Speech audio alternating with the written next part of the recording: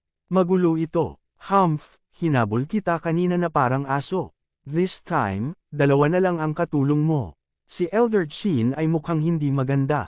Noong nakaraang pagkakataon, nakatagpo lamang niya ang nasa katanghaliang gulang na lalaking ito at isang top-level na battle corps.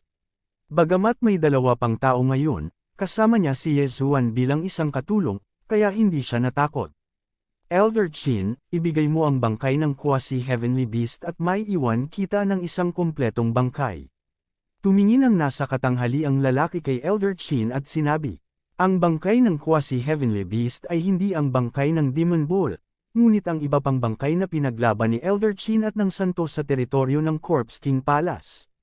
Tulad ng para sa kaluluwa ng banal na hayop ng quasi-heavenly beast, nahulog na ito sa mga kamay ng santo. Kumpletong bangkay. I'm afraid you want to refine my body into a battle corpse, right? Panipi. Nagpakita ng masamang tingin si Elder Chin at sinabing, huwag kang magsalita ng walang kaparirikan. Kung gusto mong pumunta, pagkatapos ay pumunta ka. Dahil gusto mong mamatay ng mabilis, tutuperin ko ang hiling mo.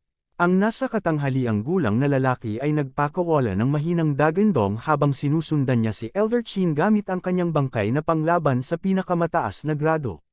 Samantalang ang isa pang matanda, dinala niya ang kanyang battle corpse at sumugod sa palankon. Bagamat mayroong 4 na espiritong multo ng 9th grade spirit disaster sa tabi ng palankon, ang mga espiritong multo ay orihinal na mas mahina kaysa sa mga tao. Higit pa rito, sa pagkakataong ito, dumating na ang pinakamataas na lakas sa pakikipaglaban ng Corpse King Palace, kaya ang 4 na espiritong multo ng 9th grade spirit disaster ay mga dekorasayon lamang. Yezuan, harangan mo sila. Ang mukha ni Elder Chin ay lumubog habang siya ay umungal at tumawag ng isang spirit disaster upang pinuhin ito. Divine Ghost Transformation. Kasabay nito, ipinatawag din ni Yezuan ang 3 espiritu ng disaster ng espiritu sa ika-6 na baitang. Ding! Ang death chi sa katawan ng host ay umabot na sa 30%. Sa kasalukuyan, walang panganib sa buhay ng host. Ding! Ang death chi sa katawan ng host ay umabot na sa 60%. Sa kasalukuyan, walang panganib sa buhay ng host. Ding! Ang death chi sa katawan ng host ay umabot na sa 70%. Sa kasalukuyan, walang panganib sa buhay ng host.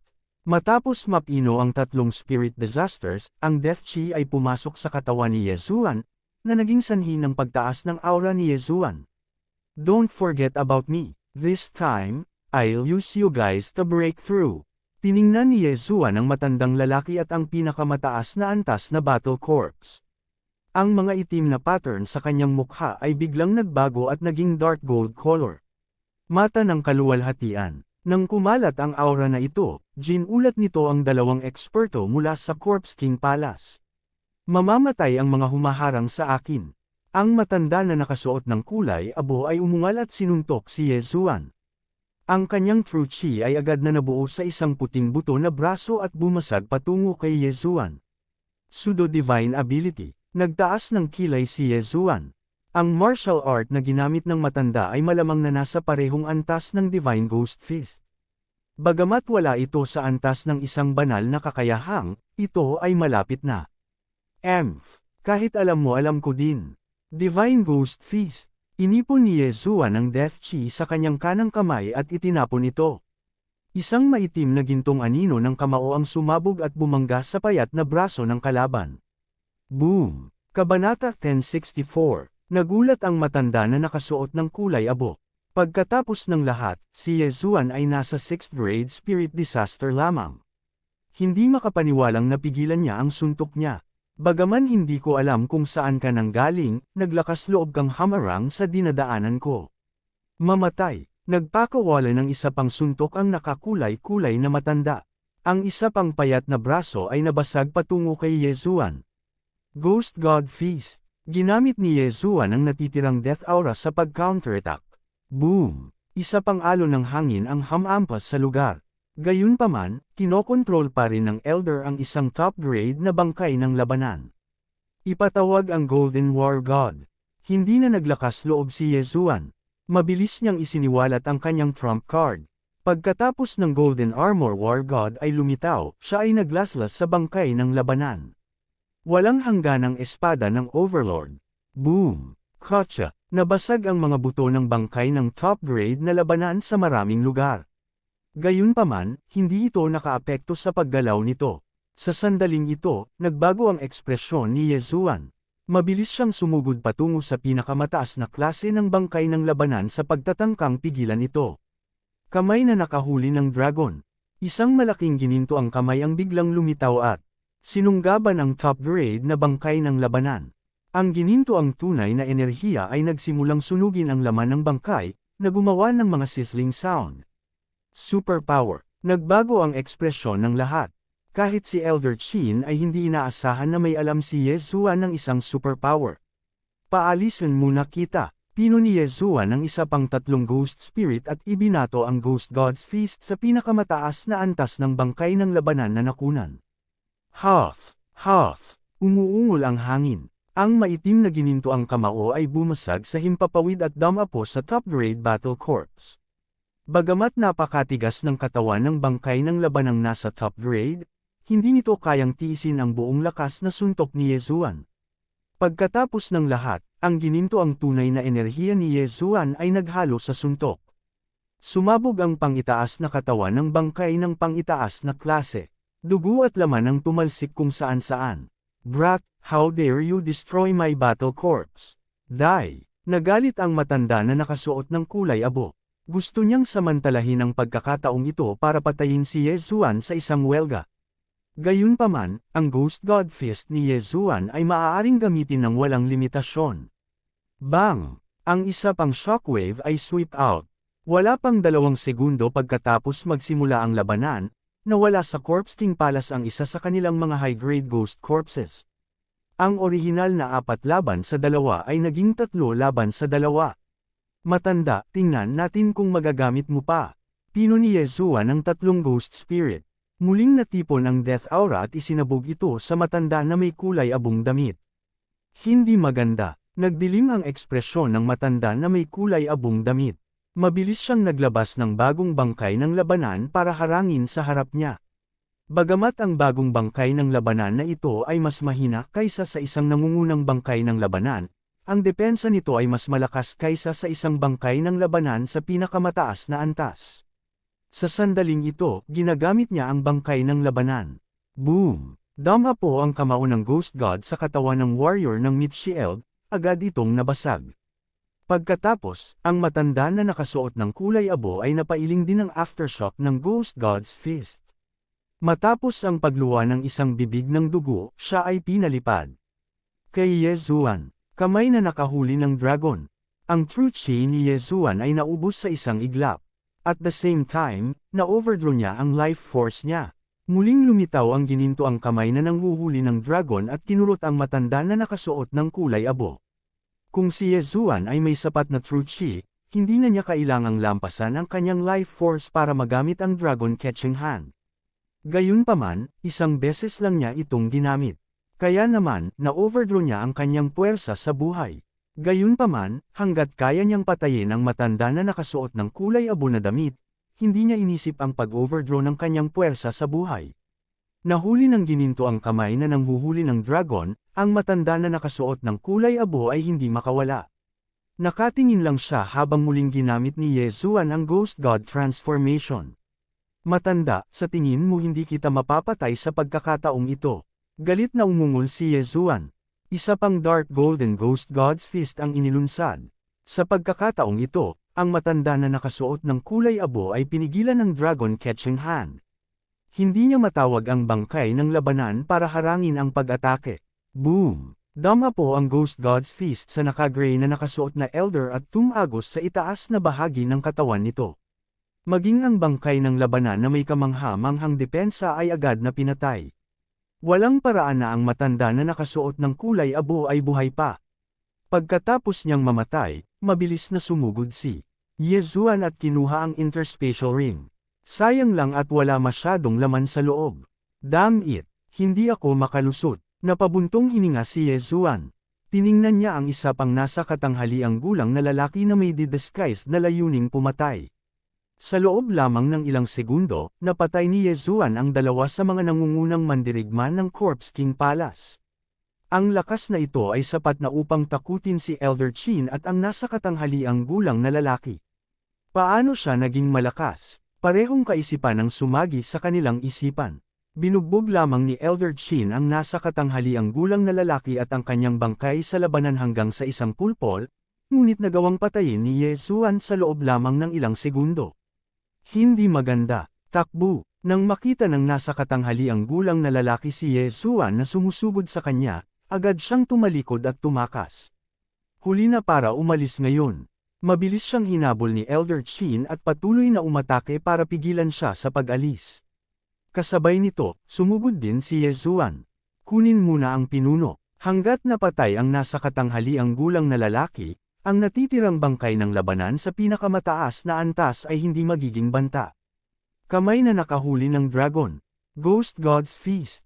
Ang nasa katanghaliang gulang na lalaki ay mas mahina kaysa kay Elder Qin sa simula. Ang huli ay nagawang talunin ang nasa katanghaliang gulang na lalaki kahit na 2 tao ang sabay-sabay nitong kinakalaban. Ngayong kasali na si Yezuan, ang nasa katanghaliang gulang na lalaki ay agad na binugbog na parang aso. Gayunpaman, sa sandaling ito, tumigil ka, isang sigaw ang nagmula sa malayo. Gayunpaman, nagawa na ni Yezuan ang kanyang hakbang. Ghost God's Feast. Hindi nakaiwas sa suntok ang medyo may edad na at sumabog ang ulo. Kasabay nito, naramdaman ni Yezuan ang napakalakas na aura ng kamatayan. Pumalakpak, marahas na kumirot ang puso ni Yezuan. Sa sumunod na sandali, nakita niya ang isang figure na humahanggo sa kanya. Haring bangkay, nakalunok din ng laway si Elder Qin. Ang Corpse King ng Corpse King Palace ay may lakas ng labanan ng Manifestation Realm. Bagamat hindi nito magagamit ang kapangyarihan ng Manifestation Realm, hindi ito isang bagay na maaaring labanan ng isang tao ng 3 Sovereign Disasters. Ay hindi nang ahas si Yezuan na mag-antala. Nagmamadali siyang lumapit at kinuha ang Universe Ring ng nasa katanghaliang gulang. Gayunpaman, hindi pa rin sapat ang bagay sa loob para makalusot siya. Ito ay masama. Gayunpaman, bago pa niya may buka ang kanyang bibig, dumating na sa harapan nila ang haring bangkay. Pinigilan ng malakas na aura ng kamatayan ang kanilang mga puso at pinaramdam sa kanila ang pagkahilo. Ang Corpse King ay may hitsura ng isang kalbo na lalaki. Siya ay hubad ang dibdib at ang kanyang matipunong katawan ay natatakpan ng liver mortis spot na may iba't ibang laki. Sinong mag-aakala na ang Corpse King Palace ay talagang magpapadala ng Corpse King sa pagkakataong ito? Malaking problema ito. How dare you kill people's my Corpse King Palace? Malamig na sabi ng matipunong lalaki. Namatay na siya 100 taon na ang nakalilipas. Gayunpaman, ang Corpse King Palace ay nilinis ang kanyang bangkay sa isang bangkay ng labanan at napaliwanagan siya, na nagpapahintulot sa kanya na mabawi ang kanyang mga alaala. Ito rin ang unang pagkakataon na nakakita si Yezuan ng bangkay na nakakapagsalita. Ikaw ang Vajra Corpse King. Napalunok si Elder Qin ng isa pang subo ng laway at takot na nagtanong. Kabanata 1065. Matapos marinig ang pag-amin ng matipunong lalaki, muling nanginig ang puso ni Elder Qin. Ang Vajra Corpse King ang may pinakamalakas na depensa sa lahat ng mga hari ng bangkay sa Corpse King Palace. Bukod sa Ghost Spirit Ancestor, walang sinuman sa Sect of the God of Ghost ang makakalusot sa depensa nito. Bukod sa malakas na depensa nito, ang Vajra Corpse King ay nireranggo sa ibaba ng Corpse King Palace. Ngunit sa kasamaang palad, kahit na ito ay nireranggo sa ibaba, hindi ito isang bagay na maaaring harapin ni na Elder Qin at Yezuan. So what if it's the Vajra Corpse King? Ito ang teritoryo ng Sect of the God of Ghost ko. Kung maglakas loob kang kumilos dito, hahamonan mo ang autoridad ng Sect of the God of Ghost ko. Bagamat natatakot si Elder Qin sa Vajra Corpse King, nakaramdam siya ng kaunting kumpiyansa nang maisip niya na ang kanyang background ay ang Sect of the God of Ghost. So what if it's the Sect of the God of Ghost? It's not like your ghost spirit ancestor has not made a move in our territory before. Malamig na bamantong hininga ang Vajra Corpse King, wala na akong sasabihin sa inyo. Dahil nang ahas kayong patayin ng mga tao sa aking Corpse King Palace, dapat handa kayong mamatay. Kahit na lumitaw ang Ghost Spirit Ancestor ngayon, papatayin ko kayong lahat. Nang matapos magsalita ang Vajra Corpse King, ang figure nito ay kumislap at agad na tumawid ng 1,000 metro upang lumitaw sa harap ni Elder Chin. Boom! Bahagyang sinuntok ng Vajra Corpse King at direktang tumagos sa dibdib ni Elder Chin. Walang kamalay-malay na napalunok ng laway ang huli at tumingin sa makapal na braso sa harap ng kanyang dibdib. Sa wakas ay naunawaan niya ang agwat sa pagitan niya at ng isang eksperto sa Manifestation Realm. Kahit na ang Vajra Corpse King ay walang lakas ng Manifestation Realm, hindi ito isang bagay na hindi kayang labanan ng 9th grade Spirit Disaster. Ibabalik ko ang bangkay mo at gagawing Battle Corpse. Sa sandaling matapos magsalita ang Vajra Corpse King, nadurog ang puso ni Elder Chin sa isang pop. Si Elder Chin ay hindi katulad ni Yezuan. Wala siyang Eye of Eternity. Sa sandaling sumabog ang kanyang puso, pumuti ang kanyang mga mata at agad siyang namatay. Isang strike ang pumatay kay Elder Chin. Ito ang lakas ng isang eksperto sa Manifestation Realm. Anak, medyo malakas ka. Ibabalik din kita at gagawing Battle Corpse. Biglang lumingon ang Vajra Corpse King at bumagsak ang tingin nito kay Yezuan. Nang inag ang puso ni Yezuan. Sa sobrang takot ay halos may ihi na niya ang kanyang pantalon. Sa pagkakataong ito, hindi na siya nang ahas na manatili pa. Nabiguman siya sa misyon, kailangan niyang tumakas. Inakala niyang makakaligtas siya sa pag-ataking ito. Pagkatapos ng lahat, ang kanyang mga mata ay ang kanyang mga kahinaan. Nang dumating ang oras, ang kailangan lang niyang gawin ay dumaan sa walang laman na pinto. Gayunpaman, nang malapit na niyang gamitin ang Eyes of the Void, isang malakas na aura ang biglang nagpang-inag sa kanyang puso. Bang! Ang palanquin ay biglang sumabog, at isang figure ang sumugod mula rito, direktang umatake sa Vajra Corpse King. Ano? Nagulat ang Vajra Corpse King at Yezuan. Ang Ghost Spirit Saint Son ay nagising. Si Yezuan ay nagmamadaling tumingin at napagtanto na ito ay isang babaeng Ghost Spirit. Ang Ghost Spirit Saint Child na ito ay may nanginginig na hitsura, magandang figure, payat na hita, at maging ang kanyang mga kamay ay iba sa iba. Wala siyang matatalas na kuko, at kahit ang kanyang mga mata ay hindi rin lubos na namumula. Mukha siyang tao, gayunpaman, translucent pa rin ang katawan niya. Pagkatapos lumitaw ang Ghost Spirit Saint Child, agad siyang sumugod patungo sa Vajra Corpse King. Bahagyang natigilan ang huli, dahil pakiramdam niya ay pambihira itong Ghost Spirit Saint Child. Kakapasok lang sa Manifestation Realm. Panoorin mo kung paano ko matalo ang kaluluwa mo. Naramdaman ng Vajra Corpse King ang aura na ibinubuga ng kabilang partido, at sa isang dagandong, sumulong ito. Manifestation Realm. Nagsalubong ang mga kilay ni Yezuan. Ang Ghost Spirit Saint Child ay talagang nakalusot sa isang napakahalagang sandali. Ito ay masyadong napapanahon. Gayunpaman, bakit pakiramdam niya ay nakita na niya ang Ghost Spirit Saint Child na ito noon? Ito ay dapat na isang ilusyon.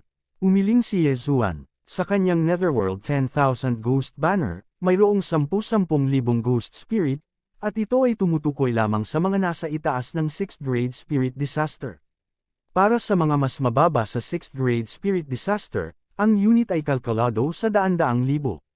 Sa isang kisap mata, nagpalitan ng suntok ang Ghost Spirit Saint Child at ang Vajra Corpse King, at mabilis ding umatras si Yezuan. Ang labanan sa ganitong antas ay hindi isang bagay na maaari niyang panghimasukan. Gayunpaman, ang kanyang atensyon ay napunta sa ibang lugar, na siyang bangkay ni Elder Chin. Habang nag-aaway ang Ghost Spirit Saint Child at ang Vajra Corpse King, palihim na nilampaso ni Yezuan ang bangkay ni Elder Chin. Natural, mayroon ding universe ring ni Elder Chin. Ding! Nakalusot ang host. Kasalukuyang ikapitong baitang Espiritu Disaster. Isang system notification ang tumunog. Gayunpaman, kahit na nakalusot si Yezuan, hindi pa rin siya maaaring makialam sa labanang ito. Kahit na gumamit ako ng Ghost God Transformation at makipag-fuse sa tatlong 7th grade Spirit Disaster Ghosts, ang Vajra Corpse King ay maaari pa rin akong patayin ng isang suntok. Mas mainam na huwag akong makialam upang maiwasan ang pagsabog ng aking ulo. Nilunok ni Yezuan ang kanyang laway. Hindi naman sa ayaw niyang tumulong, pero hindi niya magawa. Ang Vajra Corpse King ay kilala sa kanyang depensa, ngunit ang bilis nito ay 2 beses na mas mabilis kaysa sa isang 7th grade spirit disaster brat na tulad niya. Kung hindi siya mag-iingat, mahihirapan siya. Kaya naman, mas mabuting maging manunood siya. Bagamat ang Ghost Spirit Saint Child ay walang matatalas na mga kuko, ang kanyang mga kamay ay maaaring gawing blades ang aura ng kamatayan. Sa tuwing umaatake siya, nag-iiwan siya ng pulang marka sa katawan ng Vajra Corpse King. Ang depensa ng Vajra Corpse King ang talagang pinakamalakas sa Corpse King Palace. Ang pag-atake ng Ghost Spirit Saint Child ay talagang hindi makalusot sa depensa nito. Bata, huwag mong isipin na makapangyarihan ka dahil lang sa mabilis ka. Tikman mo ang galaw na ito. Ang Vajra Corpse King ay umungal ng ibuka nito ang bibig. Kasunod nito, kumalat ang malansang amoy. Itinuon ni Yezuan ang kanyang mga mata at nakita ang isang berdeng bog na nagmamadaling lumabas sa lalamunan ng Vajra Corpse King. Bang! Ang berdeng bog ay biglang sumabog at naging ulap ng berdeng ambon na mabilis na kumalat. Ang Ghost Spirit Saint Child ay hindi sinasadyang nakipag-ugnayan sa ilan sa mga ito at ang kanyang buong espiritual na katawan ay kumaibot. Sa kabutihang palad, ang Ghost Spirit Saint Child ay hindi nakipag-ugnayan sa halos berdeng ambon. Matapos kumunat ang kanyang mga kilay, humiwalay siya sa Vajra Corpse King. Ito ang green corpse worm na pinino ng aking Corpse King Palace. Espesyal itong ginagamit para harapin ang Ghost Spirit Ancestor. Little girl, medyo mabilis kang umiwas. Kung hindi, ikinalat ko ang iyong kaluluwa. Ngumisi ang Vajra Corpse King. Ngumuso ang Ghost Spirit Saint Child at walang pakialam. Sa susunod na sandali, ang kanyang mga mata ay namumulaklak sa isang malademonyong dagwang liwanag.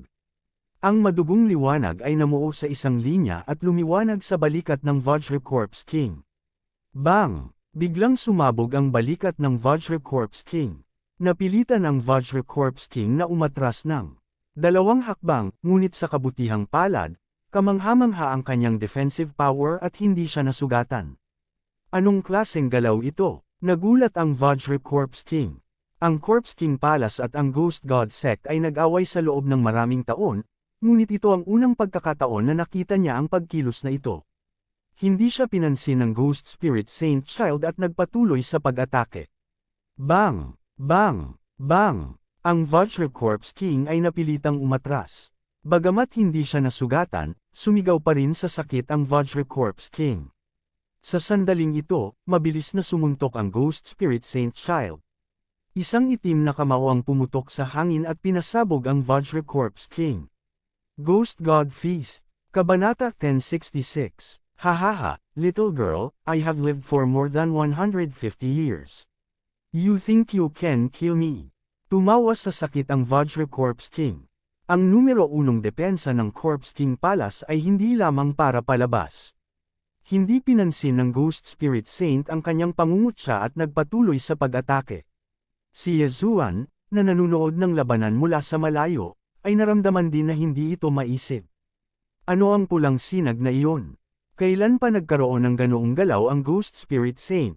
Naramdaman niya na medyo katulad ito ng kanyang disintegration eye, ngunit hindi ito katulad ng pulang sinag na sumabog saan man ito sumikat. Sa sandaling ito, naalala ni Yezuan ang kanyang dissection eye. Ang aking dissection eye ay maaaring maging kapaki-pakinabang laban sa Vajra Corpse King na ito. Ang kanyang mga mata ay kumikislap habang ginagamit niya ang Ghost Spirit Transformation, at ang kanyang aura ay agad na tumaas. Nang makita ng Vajra Corpse King si Yezuan na papalapit, hindi napigilan ni Yezuan na sumigaw, "Ikaw brat, ang lakas ng loob mong makialam. Nililigawan mo si kamatayan." Isang puting buto ang nabasag patungo kay Yezuan, ngunit ginamit ni Yezuan ang Ghost God Transformation. Bilang karagdagan sa mga epekto ng Beast King's Berserk, Agility Advancement, at Gemini Bloodline, ang kanyang bilis ay 20-30% mas mabagal kaysa sa Vajra Corpse King. Whoosh! Ang puting buto na braso ay dumaan kay Yezuan habang si Yezuan ay mabilis na lumapit sa Vajra Corpse King. Sa ilalim ng pagsupil ng Ghost Spirit Saint, direkta niyang ginamit ang dissection eye. Ang Vajra Corpse King ay kilala sa depensa nito, kaya hindi ito umiwas sa isang labanan at palagi itong haharapin ng direkta. Kahit ang pag-atake ng Ghost Spirit Saint ay walang magawa dito, kaya ano ang magagawa ni Yezuan, isang 7th grade Spirit Disaster Brat? Boss, dalawang dissection ray ang damapo sa hita ng Vajra Corpse King.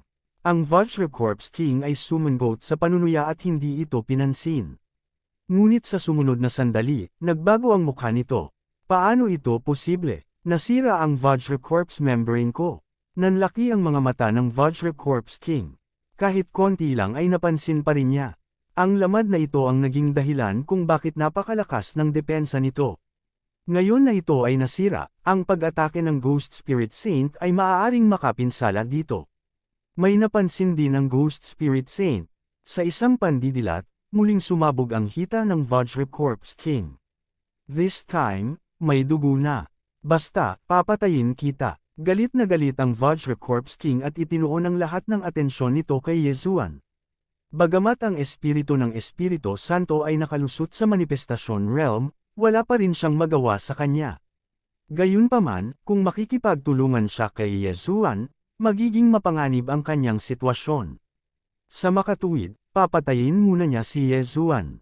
Gayunpaman, hindi siya pinabayaan ng Espiritu Santo na anak ng Espiritu ng ganoon kadali. Bang! Bang! Bang! Ang Ghost Spirit Saint Child ay nagpatuloy sa pag-atake sa Vajra Corpse King. Dahil ang bilis ng huli ay hindi kasing bilis ng Ghost Spirit Saint Child, hindi nito nagawang makalusot sa pagkugkob. Bata, lumayas ka sa harapan ko. Ang Vajra Corpse King ay kasalukuyang medyo naguguluhan at galit na galit. Kung hindi siya makalusot, hindi niya magagawang patayin si Yezuan. Kung gagamitin muli ni Yezuan ang Eye of Disintegration, siya ay nasa isang trahedya. Gayunpaman, sinubukan niyang makalusot ng 10 beses, at tinalo pa rin siya ng Espiritu Santong anak. Sa 10 beses na ito, 2 beses na damapo ang disintegration ray ni Yezuan sa katawan ng Vajra Corpse King. Ang Vajra Corpse King's Vajra Corpse King's Vajra Corpse King's Vajra Corpse King's Vajra Corpse King ay muling bumukas, at damaloy ang dugo. Ang dugo ng Vajra Corpse King ay hindi pula, ngunit makapal na itim. Bukod dito, ang baho ay napakalakas, tulad ng bulok na pagkain. Nakakadiri, ang itim na dugo ay tumulo sa lupa, at ang damo sa lupa ay nalanta sa isang iglap. Sa pagtingin sa mga pagbabago sa lupa, biglang naisipan ng Vajra Corpse King na umatras. Naisip niya na kapag nagpatuloy siya sa pakikipaglaban ay baka dito siya mamatay. Mas mabuting umalis muna. Bata, mabahong brat, maghintay ka lang. Mas mabuting huwag kang mahulog sa aking mga kamay, o gagamit ako ng pinakamalupit na paraan para pahirapan ka. Ang Vajra Corpse King ay naglabas ng masasamang salita habang siya ay tumakas. Si Yezuan ay lasing din. Isang marangal na Corpse King ang talagang nabugbog nila, at nagmumura pa ito habang tumatakbo. Patay na tao pa ba ito? Bugbugin ang isang nalulunod na aso, habulin. Hindi nagsalita si Yezuan at nagmamadaling hinabol ito. Gayunpaman, nang madaanan niya ang Espiritu Santo, siya ay pinigilan ng huli. Tumigil ka sa paghabol. Mahinahong sabi ng Espiritu Santo. Bakit? Labis na nagulat si Yezuan. Kung magsanib puwersa sila, mayroon na silang lakas para patayin ang Vajra Corpse King. Bakit hindi sila naghabol? Gayunpaman, sa sumunod na sandali, naunawaan niya na ang espiritu ng Espiritu Santo ay nasa dulo rin ng kanyang lakas. Kung patuloy silang maglalaban, hindi tiyak kung sino ang mamamatay. Sa oras na ito, medyo berde ang mukha ng Ghost Spirit Holy Son. Malinaw, ito ay ang lason ng Green Corpse Worm. Ang lason na ito ay maaaring makaapekto sa katawan ng espiritu. Fair na. Ipinatong ng Ghost Spirit Holy Son ang isang kamay sa balikat ni Yezuan at direktang kinaladkad siya palayo. Ang kanyang bilis ay 2 beses na mas mabilis kaysa kay Yezuan. Sa pilitang kinuha si Yezuan, at kahit ang walking corpses sa lupa ay hindi sumunod. Hindi nagtagal pagkaalis nila, muling nagpakita ang Vajra Corpse King. Damn, I actually fell into a trap. Akala ko walang epekto ang Green Corpse Worm. Nakahawak pala ang babae. Ang Vajra Corpse King ay nagmura at sumigaw, hanapin mo siya para sa akin. Kung hindi mo siya mahanap, mamatay ka para sa akin. Ang mga naglalakad na bangkay sa ibaba ay hindi nang ahas na maging pabaya at nagmamadaling nagkalat. Gayunpaman, sa pagkakataong ito, hindi ito napakadaling mahanap. Noong nakaraan, dahil ang Barbarian Bull Devil Corpse ng Blood Cloud Sect ay lumabas mula sa bundok, ang paggalaw ay napakalaki, at si Yezuan ay tumatakbo sa lupa, kaya siya ay natuklasan ng walking corpses. Sa pagkakataong ito, direktang dinala ng Ghost Spirit Holy Son si Yezuan sa langit, at hindi na ito maramdaman ng walking corpses. Sa oras na ito, si Yezuan ay dinadala ng Ghost Spirit Holy Son na parang siya ay nakaupo sa isang interstellar rocket. Ayos ka lang ba? Tumingin si Yezuan sa Ghost Spirit Holy Son at hindi maiwasang magtanong. Ang babaeng Ghost Spirit na nasa harap niya ay ang Holy Son of the God of Ghost Sect. Siguradong naliwanagan siya na ang ibig sabihin ay hindi mas mababa ang kanyang IQ kaysa sa mga tao. Dapat marunong siyang umintindi sa mga salita nito. Gayunpaman, ang mga unang salita ng Espiritong Banal na anak ay nabigla sa kanyang kaibuturan. Hindi mo ba ako nakikilala? Ang Espiritu ng Espiritu Santo ay nagsabi sa isang malinaw at kaaya-ayang tinig. Ano? Nang marinig ito, si Yezuan ay hindi namamalayang natigilan saglit. Ano ito? Maaaring nakilala niya ang Espiritu Santo na anak noon. Ang unang pagkikita namin ay sa Ghost Tomb territory. Muling nagsalita ang Ghost Spirit Holy Son. Ano? Nanlamig ang katawan ng tigre ni Yezuan. Hindi ba ang Ghost Tomb territory ay nasa Blood Rock Continent? Naalala niya na hindi nagtagal pagkatapos niyang pumasok sa Blood Rock Continent, nahuli siya ng Old Monster Home at dinala sa Ghost Tomb territory. At sa paglalakbay sa Ghost Tomb, naglabas siya ng Ghost King. Hindi, dapat sabihin na ito ay isang maliit na loli. Pwede bang? Imposible, gaano katagal na, at lumaki ka na. Si Yezuan ay hindi nang ahas na paniwalaan ito. Ilang taon na ang nakalipas, medyo loli lang siya, pero pagkalipas ng ilang taon, naging kapatid na siya. Ito ay hindi makatwiran. Maraming taon na akong patay, ngunit kalaunan, natagpuan ako ng Ghost Spirit Holy Ancestor na gumagala sa Blood Rock Continent at dinala sa God of Ghost Sect. Pagkatapos magsalita ng Ghost Spirit Holy Son, bigla siyang lumingon kay Yezuan at sinabing, "Tama, Yuyu ang tawag sa akin." Kabanata 1067. Matapos marinig ito, nag-react din si Yezuan. Noong una niyang nakilala ang Ghost King Little Loli, patay na siya for God knows how many years. Matanda na siya para maging ninuno niya, kaya hindi naman big deal na naging ate na siya. Gayunpaman, hindi pa rin matanggap ni Yezuan na ang isang Little Loli ay naging isang nakatatandang kapatid na babae na may mahabang paa sa isang kisap mata. Ngunit hindi ngayon ang oras para pakialaman ito. Ikaw, ayos lang ba ang lason mo? Tanong ni Yezuan. Ang lason nitong Green Corpse Worm ay lubhang nakakasama sa aking espiritual na katawan. Buti na lang at hindi ko masyadong nahawakan, kung hindi ay doon na tayo namatay. Yuyu shook her head. Mabuti naman. Nakahinga ng maluwag si Yezuan. Kahit ilang beses pa lang siyang nakilala ni Yuyu, magkatabi na silang nag-away noon. Ngayong maaari na silang magkita muli, maaari na itong ituring na kapalaran. Hindi rin inaasahan ni Yezuan na ang Ghost King Little Loli ng Sect of the God of Ghost ay ang Ghost King Little Loli na iniligtas niya noong araw na iyon. Naalala pa niya na sa labanan para sa Wood Spirit Fruit, nailigtas niya si Yuyu mula sa 100 Ghost Elder minsan. Ngayong naligtas na siya ni Yuyu, naging pantay na sila. Sa pagkakataong ito, naharang sila ng Corpse King Palace. Bagamat patay na si Elder Chin, hindi kinuha ng Vajra Corpse King ang katawan ni Elder Chin dahil umalis na si Yuyu sa pag-iisa. Pagkatapos nito, ang katawan ni Elder Chin ay tinipon ni Yezuan. Kapag narating nila ang Sect of the God of Ghost, si Elder Chin ay maaaring muling mabuhay bilang isang ghost spirit. Sa kabuuan, nakinabang sila sa pagkakataong ito. Isang elder lang ang kanilang isinakripisyo, ngunit winasak nila ang dalawa sa top battle corps ng Corpse King Palace at pinilit pa nilang umatras ang Vajra Corpse King. Ito ay isang magandang resulta. Sa pangunguna ni Yuyu, walang panganib sa natitirang bahagi ng paglalakbay.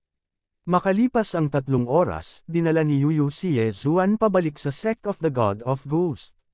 Kasabay nito, ang lason sa katawan ni Yuyu ay na-neutralize niya. Maligayang pagbabalik, Saint, Magalang na sabi ng isang grupo ng mga disipulo matapos siyang makita. Ikaw ay ang Ghost King Little Lowly at ang susunod na sect master ng God of Ghost. Kasabay nito, nang pumasok si Yuyu sa sect of the God of Ghost, narinig din ni Yezuan ang tunog ng system notification. Ding, natapos ang unang round ng random na misyon. Nang matapos ang misyon, naiwasan ni Yezuan ang panganib ng pagbabalik ng bloodline ng Heavenly Eye God race. Gayunpaman, magkakaroon ng pangalawang round ng misyon, ngunit hindi niya alam kung ano iyon. Ikaw ay isa ng eksperto sa manifestation realm. Bagamat hindi siya nagtataglay ng kapangyarihan ng manifestasyon, ang kanyang aura ay nakahihigit sa karamihan ng mga tao sa sekta ng Diyos ng Ghost. Kababalik lang niya nang may lumitaw na mga figures sa langit. Mahal kong alagad, nakalusot ka. Isang maputi ang buhok na matandang lumipad. Ang isip ni Yezuan ay nanginginig ng husto. Ang mga aura ng mga bagong dating ay hindi mas mahina kaysa kay Yuyo. Malinaw na silang lahat ay eksperto sa manifestation realm. Gayunpaman, hindi sila tao. Lahat sila ay multo. Hindi ganoon kadali para sa isang tao na makapasok sa manifestation realm. Walang sinuman mula sa sect of the God of Ghosts ang nagtagumpay sa nakalipas na 1,000 taon. Kabilang sa kanila, ang maputi ang buhok na matandang nagsalita ay ang ninuno ng God of Ghost sect. Siya rin ang Panginoon ni Yuyo. Guro, nakalusot na ang disipulong ito, ngunit nang ihatid ako ni Elder Chin pabalik, pinatay siya ng Vajra Corpse King ng Corpse King Palace. Kinuha mo ang bangkay ni Elder Chin mula sa espesyal na ginawang interspatial ring. Vajra Corpse King. Nang marinig iyon ng mga eksperto, nagulat sila. Gamitin kaagad ang Spirit Gathering Array para buhayin si Elder Chin, bili ng ninuno ng God of Ghost sect. Pagkatapos, isang ghost spirit ang nagdala sa katawan ni Elder Chin palayo. Matapos mamatay ang isang tao, walang 100% na pagkakataong mabuhay muli bilang isang multo. Kasabay nito, walang 100% na pagkakataon na maliwanagan at mabawi ang kanilang mga alaala pagkatapos na mabuhay muli. Kung hindi, kung ang God of Ghost sect ay mabubuhay na muli bilang isang multo sa tuwing may namatay, ang Land of the Dead ay matagal nang pinag-isa. Tulad ng para sa mga multo ng 9th grade spirit disaster, lahat sila ay pinalaki mula sa mga low-grade ghost embryo. Maayos ang pakikitungo ng God of Ghost sect sa kanilang mga matatanda. Agad nilang isinaaktibo ang Spirit Gathering Array at naghanda upang buhayin si Elder Chin. Si Yezuan ay medyo mapalad na nasaksihan ang seremonya ng muling pagkabuhay.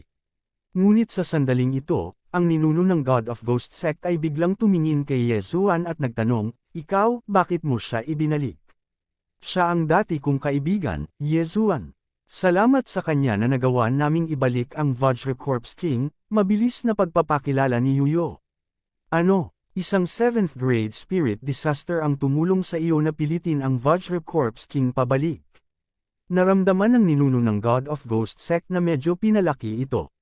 Sa God of Ghost sect, mayroong libu-libong mga disipulo ng 7th grade spirit disaster. Bagamat maaaring hamanin ng mga disipulong ito ang mga nasa itaas nila, hindi nila kayang talunin ang isang Vajra Corpse King. Si Yezuan ay nasa 7th grade spirit disaster din, kaya paano niya mapipilit pabalik ang Vajra Corpse King? "Master, siya at ako ay magkakilala sa loob ng maraming taon, kaya palihim kong itinuro sa kanya ang God of Ghost Transformation at God of Ghost Fist. Sa ngayon, narating na niya ang ikatlong yugto ng God of Ghost Transformation. Ikaw ang nagpaliwanag, God of Ghost Transformation, ikatlong yugto."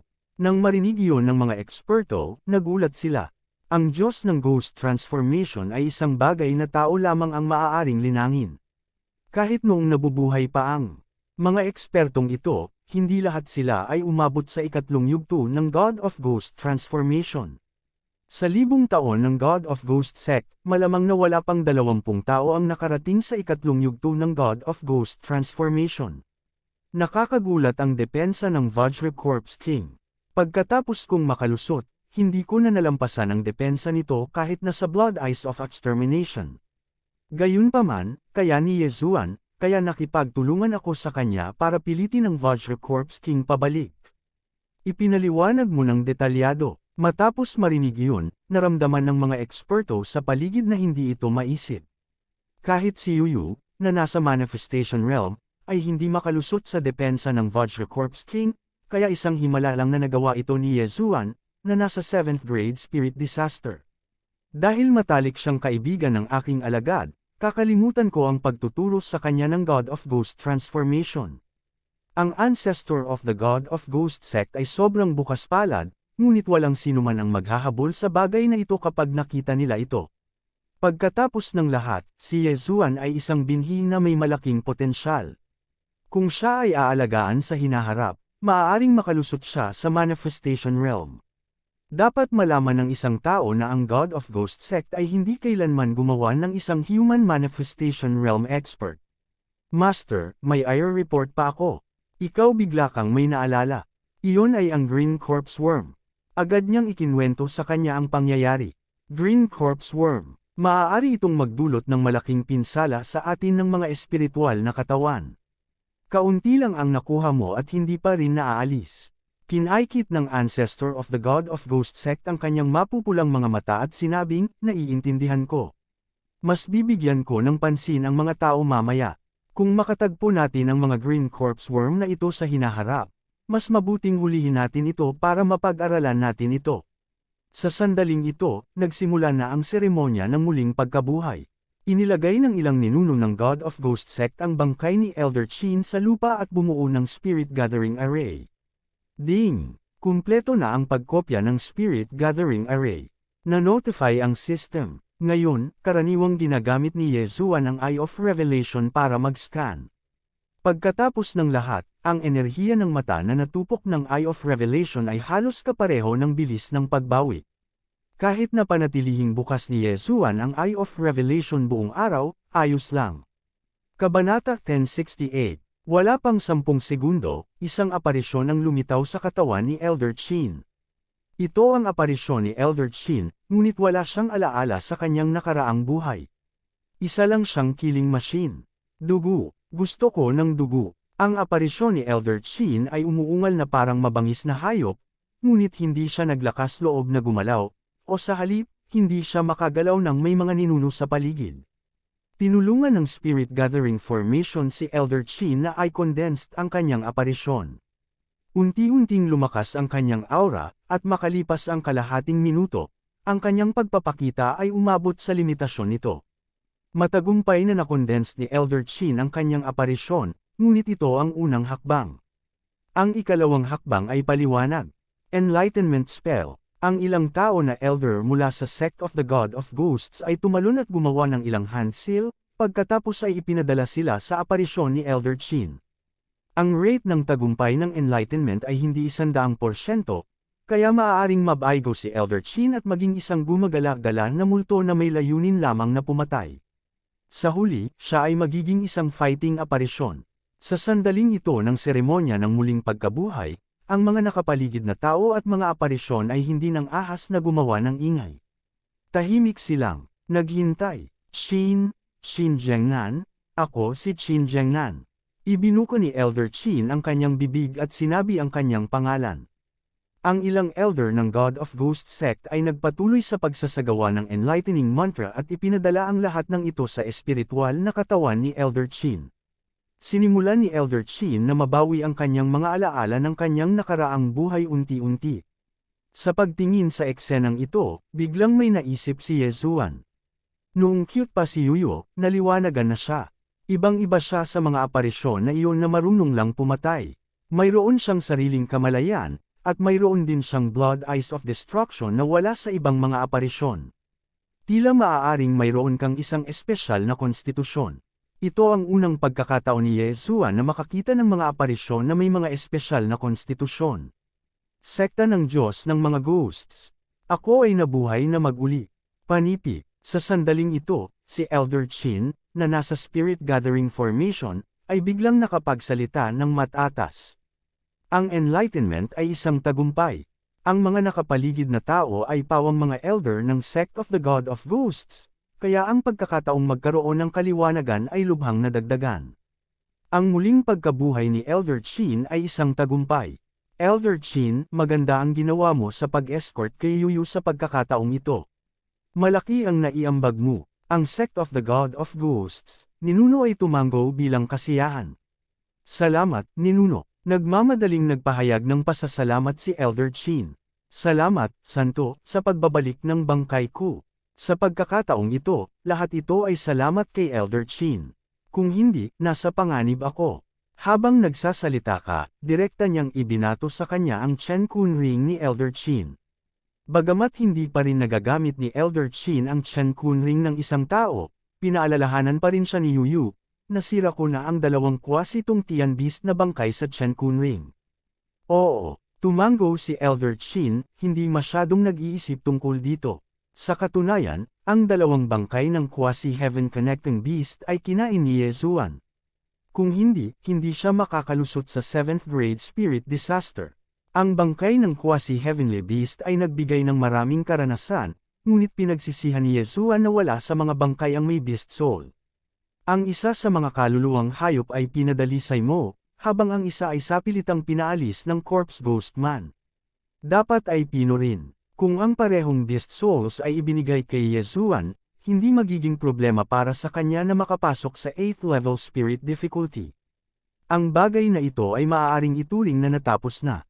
Si Elder Chin ay muling nabuhay, ngunit ang ikalawang round ng random mission ni Yezuan ay hindi pa lumilitaw. Mukhang hindi pa tapos ang oras, ibig sabihin ay hindi ito matrigger. Ang escort mission ay natapos na, ngunit ang ikalawang round ng random mission ay hindi pa na-trigger. Kaya, maaari lamang manatili si Yezuan sa Sect of the God of Ghost pansamantala. Sa sandaling ito, ang Sect of the God of Ghost na kinatatayuan ni Yezuan ay isang pangunahing kapangyarihan sa Land of the Dead. Kaya, kailangan niyang magplano ng maayos kung paano mag-level up. Tama, ang Sect of the God of Ghost ay maaaring mayroong isang bagay na magagamit sa pag-forge ng mga set. Mag-forge muna tayo ng isang set. Biglang naisip ni Yezuan ang problemang ito.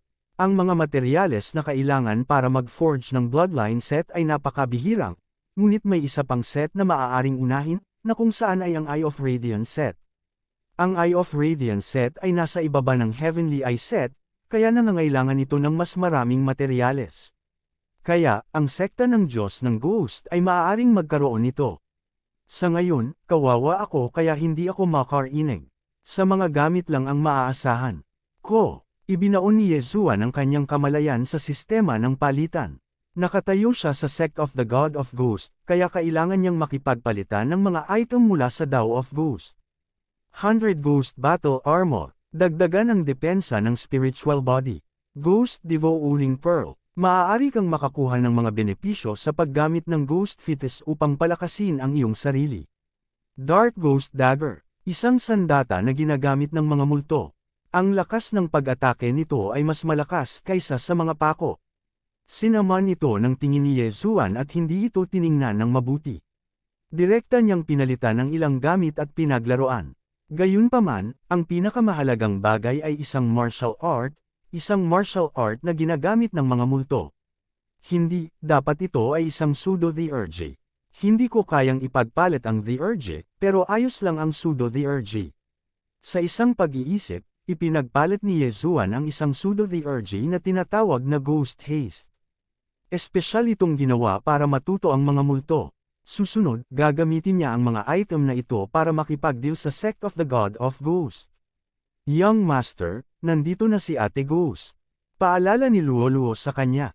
Oo, tumango si Yezuan. Mayroon siyang Eye of Perception, kaya naramdaman na niya ang pamilyar na aura na iyon. Sa sandaling ito, ang translucent na yuyu ay dumapo sa patio ni Yezuan. Dumating ka sa tamang oras. Mayroon akong isang bagay dito na maaaring magamit ng Sect of the God of Ghost. Direktang sabi ni Yezuan nang makita niyang lumapag si Yuyu. Sa kanyang relasyon kay Yuyu, tiyak na hindi problema ang deal na ito. Sa sandaling iyon, nagsimula siyang ipakilala sa kanila ang mga bagay na ito. Kung ang mga bagay na ito ay marami, maaari nilang lubos na mapabuti ang sekta ng Diyos ng Ghost. Maaari akong sumang-ayon sa ngalan ng aking Panginoon. Ano ang kailangan mo? Muling bumaling kay Yezuan ang tingin ni Yuyu. Sa totoo lang, medyo hindi pa sanay si Yezuan sa biglaang paglaki ni Yuyu mula sa isang lowly tungo sa isang mature na babae. Gayunpaman, kapansin-pansin pa rin ang figure ni Yuyu. Ang kanyang balingkinita na mapuputing mga binti ay talagang naaninag, na siyang nagpangangibabaw sa kanya sa iba.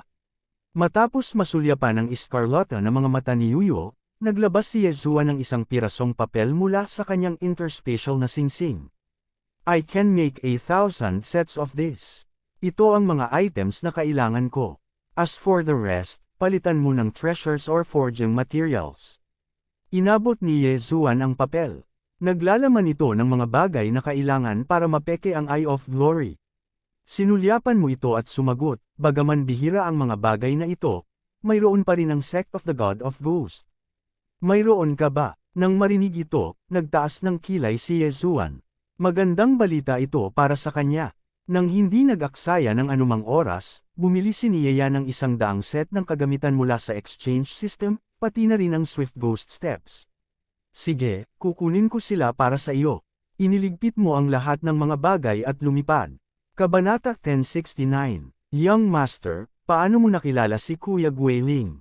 Hindi maiwasang magtanong ni Luoluo. Sa Bloodcliff Continent, mas nauna ko siyang nakilala kaysa sa iyo. Pero noon, 5 taong gulang pa lang siya. Sa isang kisap mata, mas matanda pa siya sa iyo. Paliwanag ni Yezuan. Napanatili ni Guiling ang kanyang hitsura bago siya namatay.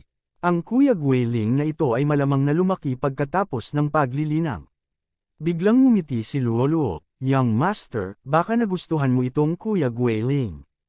Ubu, paano kaya iyon? Hindi ko pa nahahanap ang young madam mo. Awkward na ngumiti si Yezuan. Nakatingin lang ito sa kanya ng may paghanga. 1 taon na ang nakalipas mula nang mahuli sina Song Suijing at Song Kaiju. Nakalusot din siya mula sa Early Sovereign Realm hanggang sa Spirit Disaster, ngunit ang kanyang lakas ay hindi pa rin sapat sa harap ng Yin-Yang Ancestor. Noon, sinabi ni Yang Zin na aabutin ng 10 taon bago makarating sa World Crossing Teleportation Array mula sa Bloodcliff Sect. Ngunit iyon ay batay sa First Grade True Energy Disaster ni Yang Zin. Sa ngayon, siya ay nasa 7th Grade Spirit Disaster. Walang mas mabilis kaysa sa kanya sa 3 Sovereign Realms Disaster. Kung pupunta siya ngayon sa World Crossing Teleportation Array, kalahating buwan lang ang kailangan niya para makarating doon. Pero paano kung umabot siya doon? Kung walang lakas, hindi niya mahahanap ang Yin-Yang Ancestor kahit na pumunta siya sa Glazed Light Sacred Ground. Napakabilis, ikaw ay bumalik. Kasabay nito, ibinalik niya ang mga materyales na kailangan ni Yezuan, pati na rin ang mga kayamanan ng langit at lupa. I have everything that you want. As for the rest, we'll split them equally. Ikaw nagbigay ka ng interspatial ring kay Yezuan. Magaling. Nagliwanag ang mga mata ni Yezuan. Tila natipon lahat ang mga materyales para sa Radiant Set. Kung tungkol sa natitirang mga ores, siya mismo ang lalamunan ng mga ito. Sa ganitong paraan, mapapabuti rin ni Wei Zhenchen. Para sa iba pang mga kayamanan, iiwan niya ang mga ito para kay Luoluo. Tutal, nasa 4th grade spirit disaster lang siya. Ang mga galaw ni Luoluo ay may parehong kapangyarihan at kontrol, na magiging malaking tulong kay Yezuan. Matapos matanggap ang interspatial ring, hindi nag-aksaya ng oras si Yezuan at direktang nilamon ang mga ores. Bagamat hindi siya natulungan ng mga ores na makapasok sa 8th grade spirit disaster, maaari nilang lubos na mapataas ang lakas ni Wei Zhenchen. Nakalusot si Wei Zhenchen. Ding! Nakalusot si Wei Zhenchen. Pagkatapos ng isang serye ng mga abiso, naabot na talaga ni Wei Zhenchen ang 9th grade spirit disaster. Bulsh asterisk T, naiinis ako na nakikita kang madaling makalusot. Sabi ni Yezuan sa kanyang isipan. Natural, ang kanyang mga salita ay para kay Wei Zhenchen. Ngayon na siya at si Wei Zhenchen ay nakabuo ng isang mutual growth contract, hanggat kumakain siya ng ores, si Wei Zhenchen ay lalamunin din ng katumbas na dami ng ores. Bilang karagdagan sa pagpapahusay ng Beast God's bloodline, si Wei Zhenchen ay agad na nakalusot upang maging isang grade Sham, grade 3 Supreme Spiritual Treasure. Ding! Naabot na ni Wei Zhenchen ang limitasyon sa antas. Nag-prompt muli ang system. Level cap. Nangangahulugan ba ito na kung hindi ako makapasok sa Manifestation Realm, hindi na makakabuti pa si Wei Zhenchen? Panipi. Sumimangot si Yezuan, ngunit hindi niya ito isinasapuso. Si Wei Zhenchen, na nasa 9th grade spirit disaster, ay napakatigas na kahit si Yuyu ay maaaring hindi ito kayang sirain. Pagkatapos, ibinigay ni Yezuan ang natitirang mga kayamanan kay Luo Luo para makalusot siya sa maikling panahon. Sa susunod, maaaring gumawa ng malaking hakbang ang Corpse King Palace. Maaari kang manatili sa God of Ghost Sect sa ngayon. Bigla mong sinabi, sige, kung ganoon, guguluhin kita. Tumango si Yezuan. Hinihintay din niya na matrigger ang second round ng random mission. Ito ay hindi isang ordinaryong bagay. Tila nahuhulaan nito ang ilang mga bagay. Kaya naman, nanatili siya rito at tahimik na naghintay. Si Luo Luo, na nasa 4th grade Spirit Disaster, ay nakakuha ng pinakamataas na grade treasure. Ang bilis ng kanyang cultivation ay mas mabilis kaysa sa isang rocket. Para kay Yezuan, sinimulan niyang huwad ang Eye of Glory set. Ngunit habang siya ay nagpapanday, biglang nakarinig si Yezuan ng isang notification ng system.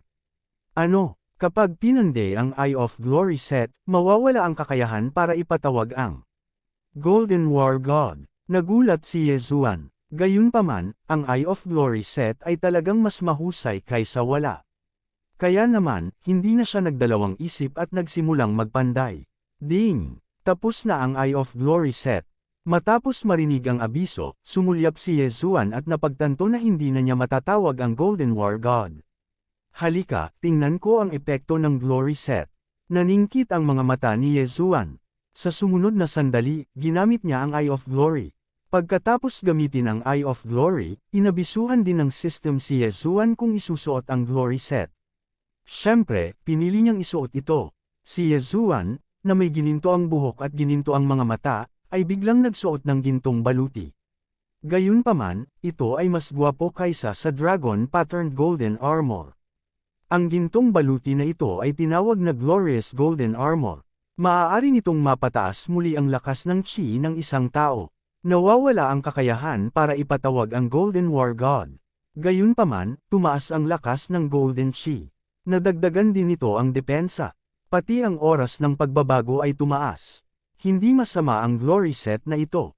Sa pangkalahatan, medyo nasiyahan si Yezuan. Bagamat wala na ang Golden War God, ang Golden War God ay tinawag ayon sa kanyang kaharian. Ito ay masyadong mahina upang hamunin ang mga nasa isang mas mataas na kaharian. Bukod dito, maaari niyang gamitin ang Emperor's Boundless Sword mismo. Sa makatuwid, hindi mahalaga kung ang kasanayan ay nawala. Sa sandaling ito, ang pinakananais ni Yezuan ay makahanap ng kalaban na makakalaban. Napakabilis, lumipas ang isang araw. Sa araw na ito, ang mabilis na refinement ni Luo Luo ay nagbigay daan sa kanya na makalusot mula 4th grade Spirit Disaster hanggang 6th grade Spirit Disaster. Siya ay isang kaharian lamang na mas mababa kaysa kay Yezuan. Para sa isang tulad ni Luo Luo na nagtataglay ng superior bloodline, hanggat may mga kayamanan, mabilis niyang madaragdagan ang kanyang lakas. Kahit na ang kanyang bilis ay hindi may kukumpara kina Yezuan at Wei Zhenchen, nalampasan na nito ang lahat sa God of Ghost Sect. Lalong naging interesado si Yezuan sa bloodline ni Luo Luo.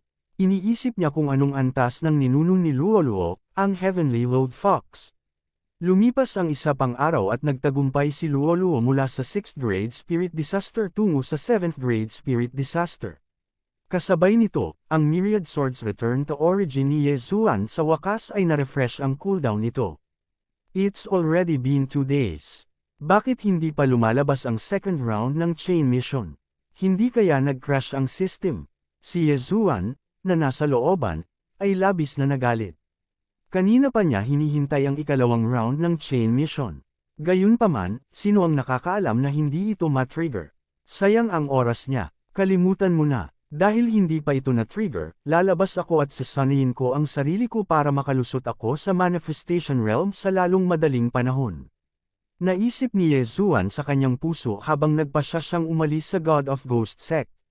Sa ngayon, siya ay nasa 7th grade Spirit Disaster, si Luo Luo ay nasa 7th grade Spirit Disaster, at si Wei Zhenchen ay nasa 9th grade Spirit Disaster. Kahit na makaharap nilang muli ang Vajra Corpse King, dapat ay kaya nilang lumaban. Gayunpaman, nang ipapaalam na niya sa Yu, nagkusa ang huli na hanapin siya. Saan ka pupunta? Tanong ni Yu nang makita niyang aalis na si Yezuan. Lalabas ako para mag-training, sagot ni Yezuan. Kabanata 1070. Matapos marinig ang balitang ito, itinaas ni Yezuan ang kanyang kilay. Sa sumunod na sandali, nakarinig siya ng tunog ng system notification. Ding! Na-trigger na ang ikalawang round ng Chain Random Mission. Patayin ang Vajra Corpse King sa loob ng 3 araw. Kung mabaigo ang misyon, ang bloodline ng Heavenly Eye Clan ay magre-regress ng 1 beses. Ang ikalawang round ng misyon ay sa wakas ay na-trigger. Patayin ang Manifestation Realm Vajra Corpse King sa loob ng 3 araw. Kung mabaigo ang misyon, muling magre-regreso ang bloodline ng Heavenly Eye Clan. Panipi, nilunok ni Yezuan ang kanyang laway. Tila kailangang tapusin ang misyon na ito. Okay, agad naman siyang pumayag dito. Kasama mo at luo-luo sa paligid, ang Vajra Corpse King ay tiyak na mamamatay kapag nakasalubong sila muli nito. Then let's go find the Vajra Corpse King. Kasalukuyan daw itong gumagala sa Blood Cloud Sect. Ikaw iminungkahi mo. Noon, siya at ang Vajra Corpse King ay pantay-pantay. Gayunpaman, nalinlang siya ng Green Corpse Worm ng Vajra Corpse King, kaya dapat ipaghiganti ang sama ng loob na ito. Okay, muling tumanggo si Yezuan. Ito ay talagang isang predictive na kakayahan.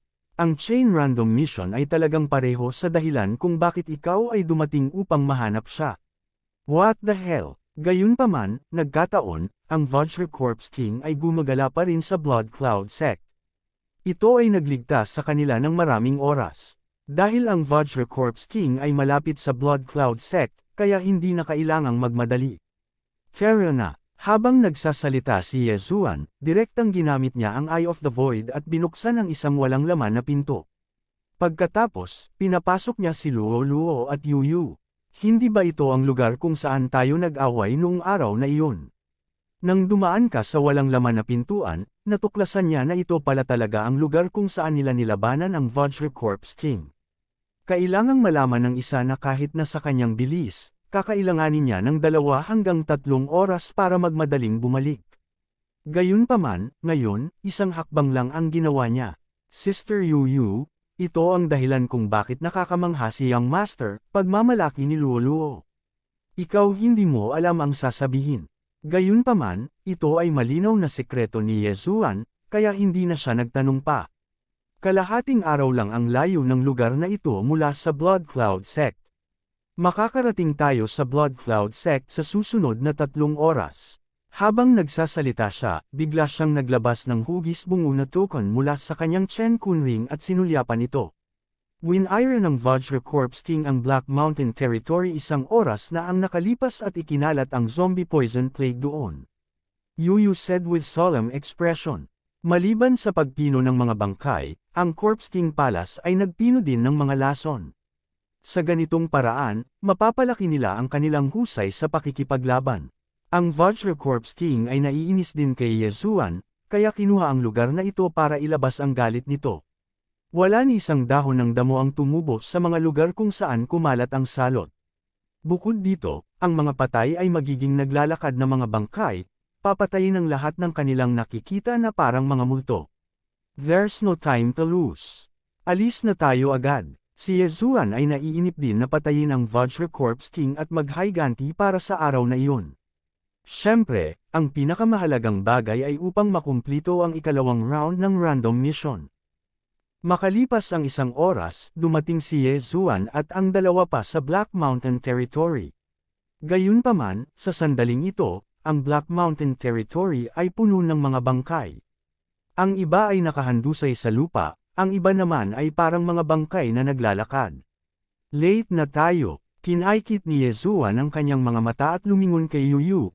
Sinabing, saan nagpunta ang Vajra Corpse King? Wala pang nagpadala ng balita. Hanapin natin. Ikaw iminungkahi mo. Okay, pagkatapos ay maghiwalay na tayo at maghanap.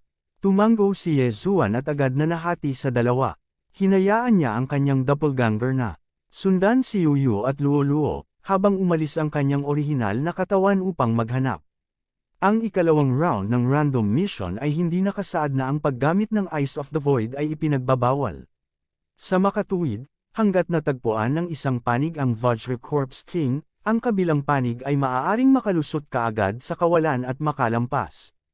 Ang paghati ni Yezuan sa dalawa ay naging sanhi ng labis na pagtataka ni Yuyu. Lalo niyang naramdaman na hindi karaniwan si Yezuan. Sa pag-iisip, noong si Yezuan ay nasa Ghost Tomb territory, siya ay nasa ika-4 na yugto pa lamang ng Spirit Realm. Kung ikukumpara sa ngayon, mas maraming beses ang pagkakaiba niya noon. Kaagad, nahati sila sa dalawa at nagsimulang hanapin ang Vajra Corpse King. Isang oras bago sila umalis sa Sect of the God of Ghosts, winasak ng Vajra Corpse King ang lugar na ito, at gumugol sila ng isa pang oras sa kalsada. Sa makatuwid, 2 oras silang nasa likod ng Vajra Corpse King. Gayunpaman, huwag kalimutan na ang Corpse King Palace ay may isang uri ng battle corpse na tinatawag na walking corpse. Hindi nagtagal, natagpuan ng Vajra Corpse King ang orihinal na katawan ni Yezuan. "Brat, you dare to come back. Tingnan mo kung hindi kita papatayin ngayon." Sa isang lugar sa Land of the Dead, ang walang pangitaas na Vajra Corpse King ay hindi napigil ang magpakawala ng mahinang dagandong. Agad siyang tumakbo sa isang tiyak na direksyon. Sa oras na ito, naghahanap pa rin si Yezuan sa malayo at hindi napansin na may paparating na panganib. Buti na lang at nasa kanya pa rin ang eyes of perception. Si Yezuan, na naghahanap, ay biglang nakaramdam ng malakas na aura. Ang aura na ito ay nasa labas ng kanyang perception range, ngunit dahil ito ay masyadong malakas, nahuli niya ito ng maaga. Ang aura na ito ay napakalungkot, at si Yezuan ay pamilyar dito. "Natagpuan ka, Vajra Corpse King." Nagliwanag ang mga mata ni Yezuan, at agad niyang hinanap ang lokasyon. Sa susunod na sandali, Yuyu, Luo, at ang kanyang clone ay tumawid sa Void Door. Ang clone at ang orihinal na katawan ay agad na nagsanib, at ang kanilang lakas ay tumaas ng 50%. Matapos mag-evolve ang Gemini bloodline ng ilang beses, ang double fusion ay magpapataas ng kanilang lakas ng 50%, at ang triple fusion ay magpapataas ng kanilang lakas ng 60%. Sa makatuwid, karaniwang nakikipaglaban si Yezuan sa pamamagitan ng double fusion. Nandito ba siya? Ikaw dumaan ka sa Void Door at pumunta sa gilid ni Yezuan. Naramdaman niya ang pagdaloy ng aura sa kanyang harapan, at naging alerto din siya. Noong nakaraang pagkakataon, nakipag-draw sila sa Vajra Corpse King, ngunit sa katunayan, natalo sila. Sa pagkakataong ito, siya at si Yezuan ay parehong nasa pinakamataas na kalagayan, at dapat patayin ang Vajra Corpse King na nagpakalat ng salot. Hindi nagtagal, lumitaw ang Vajra Corpse King sa harap ng tatlo. Little girl, bakit ka nandito?" Panipi, nagtatakang tanong ng Vajra Corpse King pagkarating. Ngayon lang, ang ulat ng Earth Zombie ay nagsabi na mayroon lamang Yezuan, ngunit ngayon ay may isa pa. Noong araw na iyon, nakipagsanib puwersa si Yezuan sa Yuyu at nagdulot ng pinsala sa Vajra Corpse King. Kung ikaw ay hindi nalasa ng Green Corpse Worm, sana ay patuloy niyang hinahabol ang Vajra Corpse King. "Vajra Corpse King, kumusta ka na?" Tumingin si Yezuan sa Vajra Corpse King na may ngiti. Noong nakaraan, hindi niya mapatay ang Vajra Corpse King, ngunit sa pagkakataong ito, nasa peak condition siya. Kasabay ng cooldown ng 10,000 swords, kung hindi mamatay ang Vajra Corpse King ngayon, tatanggalin niya ang kanyang ulo at sisipain ito na parang bola. Anyway, kahit tanggalin niya ang ulo niya at sinipa na parang bola, hindi siya mamamatay. Kung tutuusin, mayroon siyang bloodline na Eye of Eternity. "Little girl, stinkang brat, maaga kang umalis noong araw na iyon.